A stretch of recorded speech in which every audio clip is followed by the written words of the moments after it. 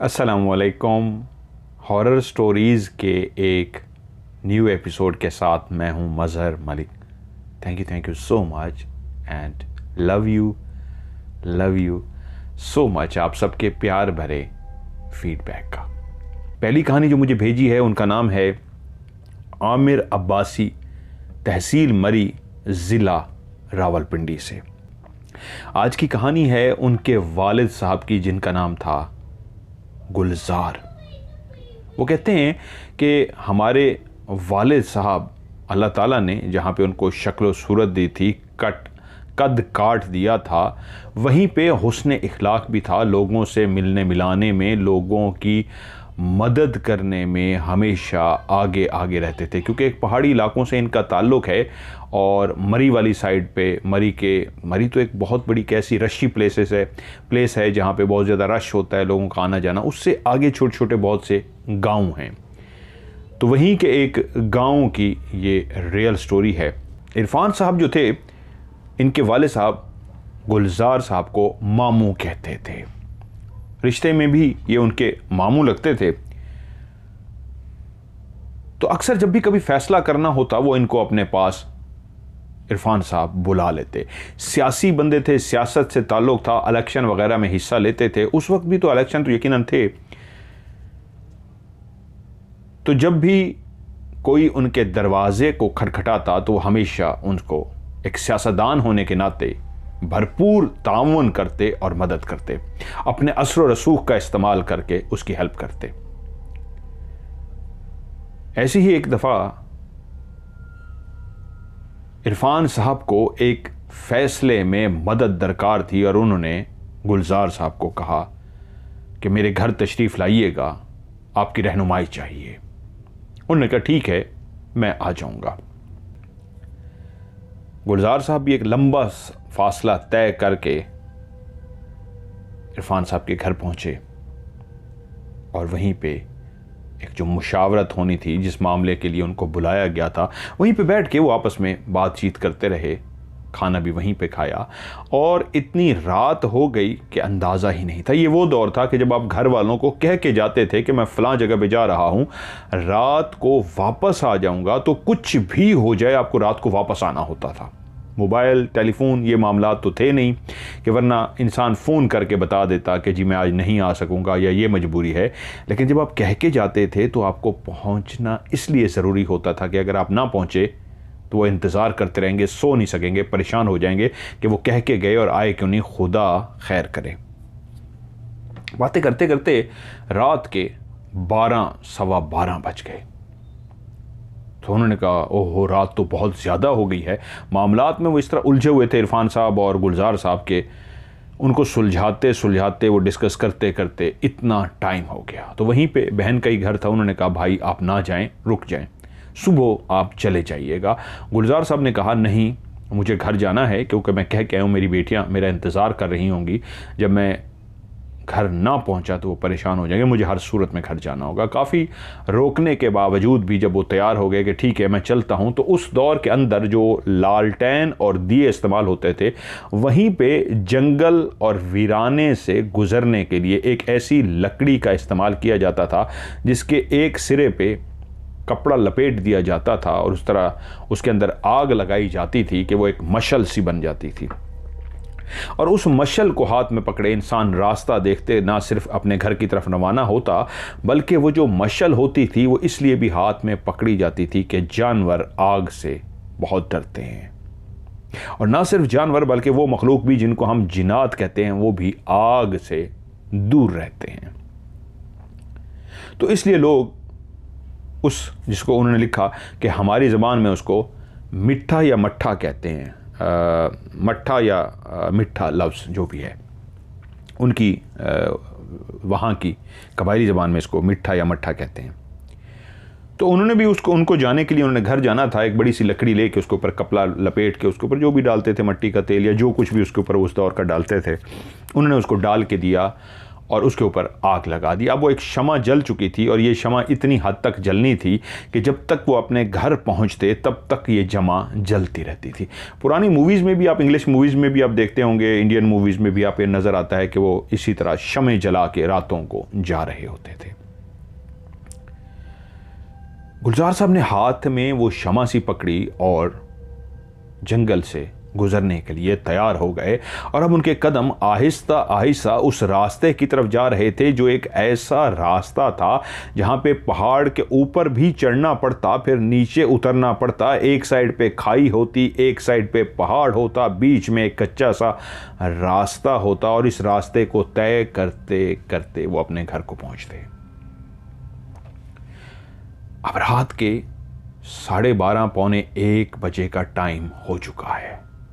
अब एक अकेला शख्स हाथ में शमा लिए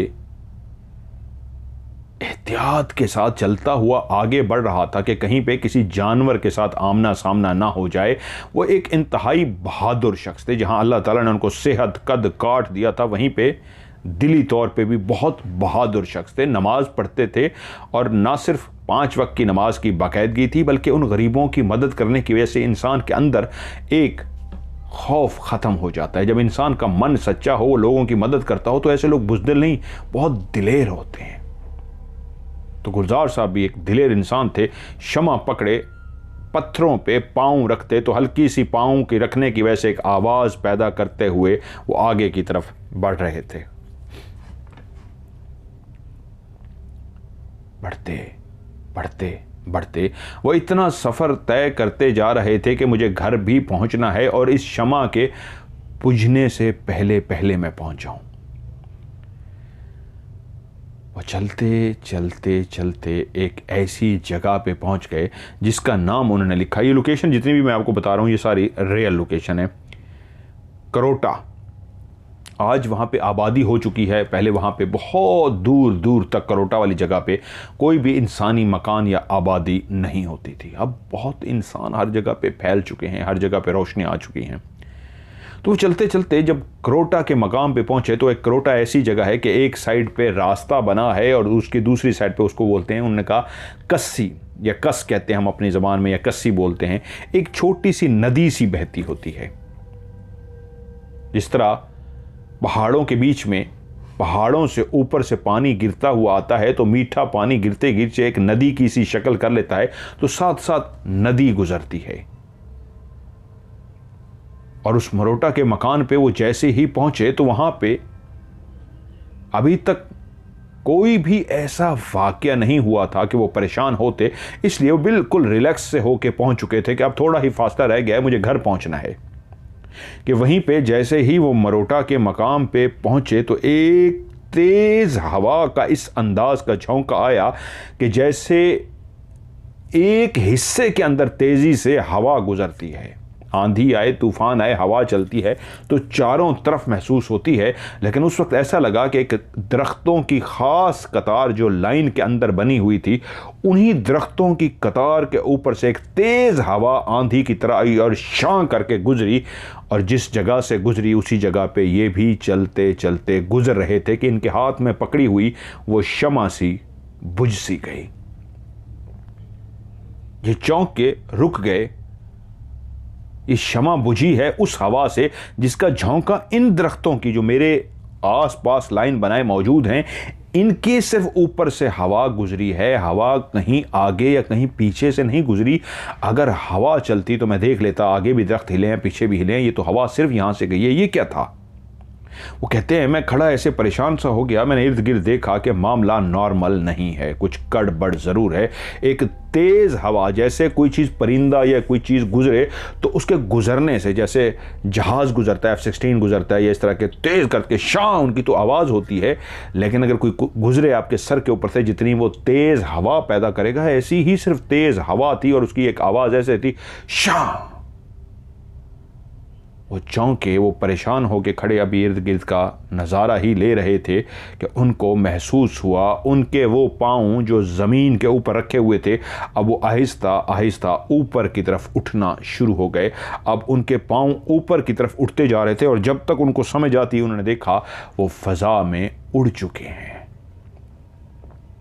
अब वो नीली चांद की रोशनी जो उस शमा के बुझ जाने के बाद वाहिद सहारा थी देखने के लिए कि वो इर्द गिर्द और सामने पीछे देख सकें, उस नीली रोशनी की मौजूद से उसी नीली रोशनी में उन्होंने देखा कि वो बिल्कुल आहिस्ता आहिस्ता ऊपर की तरफ उठते जा रहे हैं। और ये मंजर नॉर्मल नहीं था, वो पहले ही समझ गए थे जिस अंदाज में हवा चली है, उसके बाद वो अलर्ट हो गए थे कि अभी वो कुछ कर पाते, वो अब हवा में उड़ चुके थे। तभी उन्होंने देखा ज़मीन बहुत नीचे रह गई है और वो काफ़ी उड़कर पहुँच चुके हैं। अब वो उड़ते उड़ते इतना ऊपर आ रहे थे कि अब वो शायद वो जो सर से सर जोड़े दरख्त वहाँ पे मौजूद थे उनके ऊपर से भी गुजर जाते कि उसी वक्त उनके दिमाग में ख्याल आया कि अगर करीब कोई दरख्त आता है मैं उस दरख्त को पकड़ लूँगा। सेहतमंद ताकतवर से थे तो वो उड़ते उड़ते आहिस्ता आहिस्ता उड़ रहे थे।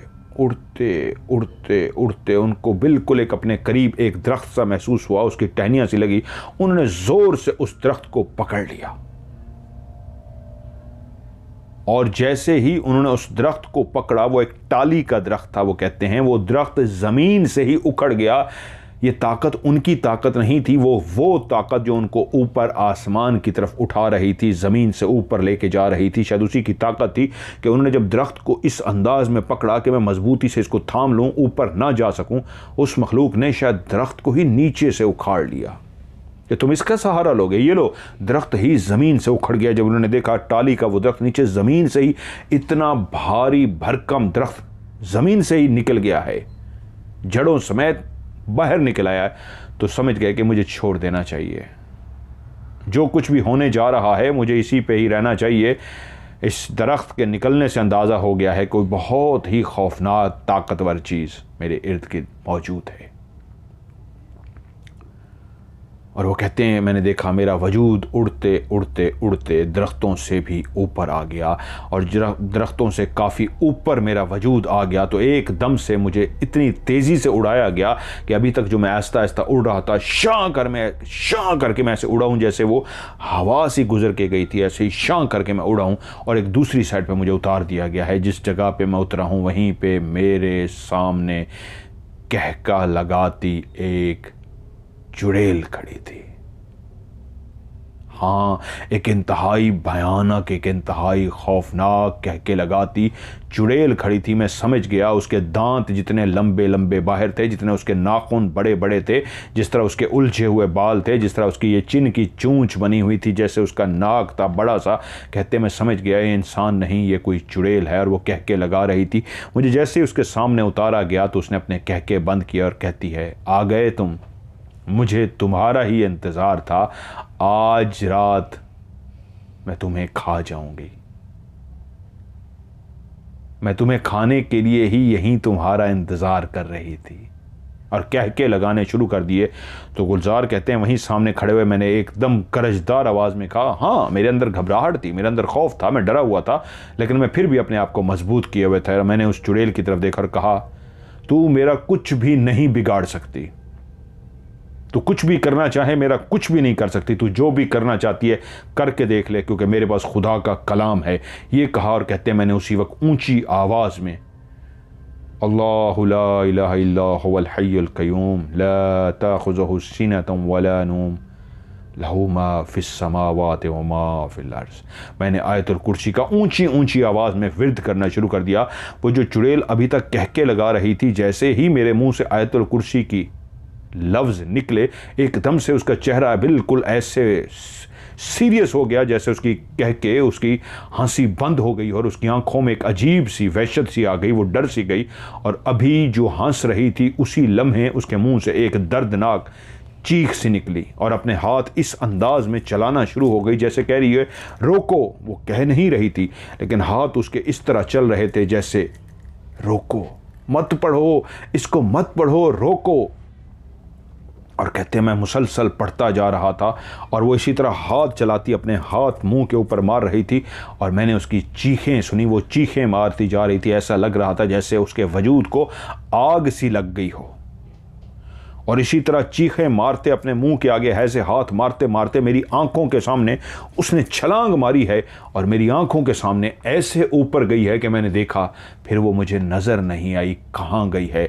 ऊपर ही चली गई है, किसी दरख्त पे जाके बैठी है, नीचे गई है, मुझे नहीं पता। मेरे सामने सिर्फ उसने छलांग मारी है और ऊपर चली गई है।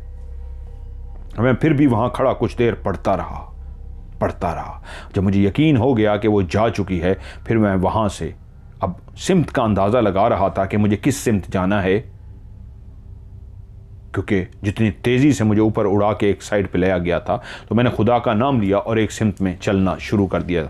जैसे जैसे मुझे रास्ता मिलता जा रहा था, उस चांद की आती रोशनी को फॉलो करते हुए मैं आगे बढ़ता जा रहा था। यहां तक कि वो जो मेरे घर का रास्ता शायद आधे घंटे 1 घंटे का था, वो मैंने 4 से 5 घंटों में तय किया, क्योंकि मुझे नहीं पता था मैं किस सिमत हूं।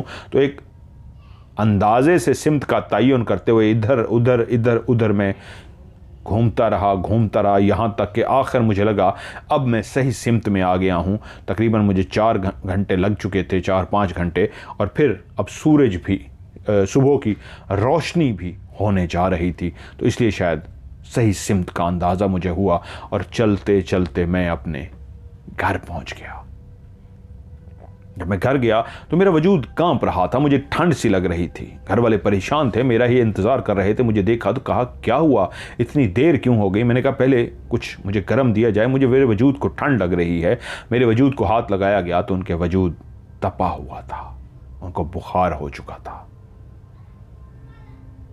वो 3 दिन मुसलसल बुखार में रहे, लेकिन उन्होंने अपनी फैमिली को बता दिया था कि रास्ते में मुझे एक चुड़ैल मिली है। वो चुड़ैल मुझे खाना चाहती थी, बकौल उसके कि वो मेरा ही इंतज़ार कर रही थी कि आज रात तुम आओ और मैं तुम्हें खा सकूं। लेकिन मैंने उनसे कहा, तुम मेरा कुछ नहीं बिगाड़ सकती, क्योंकि मेरे दिल में ये आवाज़ आई, मेरे पास खुदा का कलाम है, तो खुदा के कलाम के आगे वो मेरा कुछ नहीं बिगाड़ सकती। मैं खुदा का कलाम पढ़ता रहा हूँ, लेकिन मेरे अंदर खौफ था जो मैंने उस पर ज़ाहिर नहीं होने दिया। यहाँ तक कि वो चली गई और मैं खैर आफियत से घर पहुँच गया। 3 दिन तक वो बुखार में मुब्तला रहे और ये बात गांव वालों को भी पता लग गई और उन्होंने कहा, हाँ, ऐसे कई वाक़यात गांव में होते हैं और कई लोगों के साथ इस तरह के वाक़यात हुए। कुछ लोग बेहोश हो गए, कुछ लोग ऐसा भी हुआ गायब हो गए, वापस ही नहीं आ सके।